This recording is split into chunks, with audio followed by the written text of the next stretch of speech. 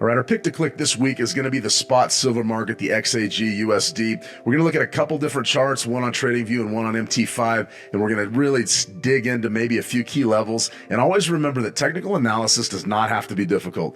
We did a workshop last week on key levels. If you missed that one, go back and check that one out, where we talk about the value of big round numbers and understanding market dynamics as they pertain to the broader market structure. And a big part of that is key levels. We're going to look at a couple key levels here for our spot silver market. The first thing we want to start with, though, is the gold silver ratio. Now, for a long time, for most of this year, the gold silver ratio has been right up around 100, and that is sort of the ratio of the price to silver to gold. Typically, that multiplier has been right around 100. Well, we're coming down a little bit. Right now, you've got spot gold trading about 33.46-ish. You've got spot silver trading about 38. So we're underneath 100 on that gold silver ratio, and that sort of was the crux of a lot of folks' arguments for silver rallying. Not necessarily that they loved silver to the top side, but they believed that that ratio was going to come in, and the idea was that gold wasn't going to lose much value in that process.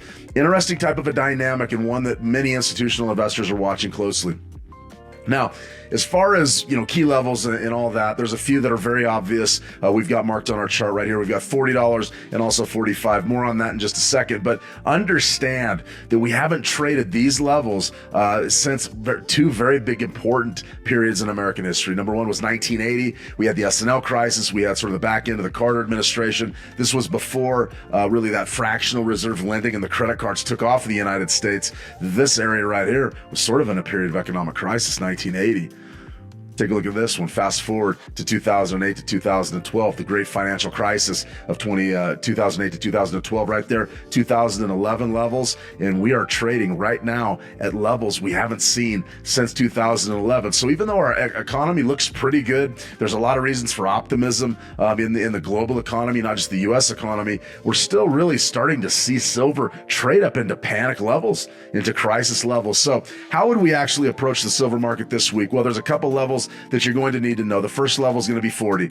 You're going to want to know exactly where 40 even is. So mark it on your chart as a big round number. And you can also see that we're pulling back a little bit on that Monday session. So we have an opportunity potentially to get long, which in my view would be the way to go, especially going into CPI. Now remember, if CPI comes in a little bit hotter than expected, then potentially you could see a pullback in commodities, because we'll expect a hawkish dollar. But if it comes in maybe a little bit less than expected, then those rate cuts for September are probably going to drive the inflationary narrative and send commodities a little bit higher. So CPI is going to be big, PPI is going to be big, and they're both going to impact silver. So for me, it's relatively straightforward.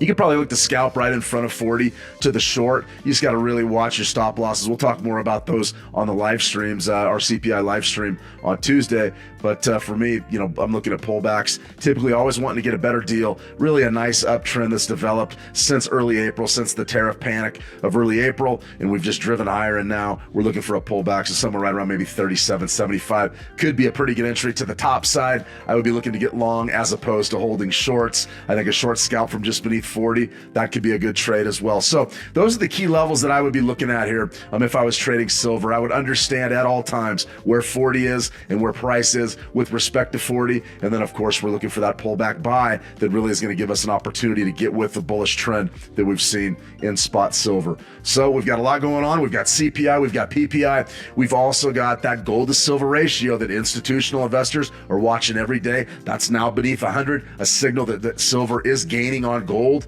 at least to the top side. A lot of silver bugs believe that this is going to be the primary market driver for 2025 in the silver market, is that ratio coming in.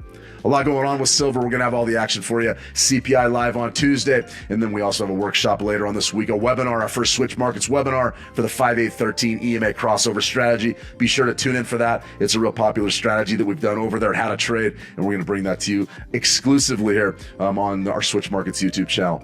All right, that's it. That's our pick to click. We're silver. We're long until 40, maybe short scalps in front of 40. And we'll have all the action for you this week as it unfolds.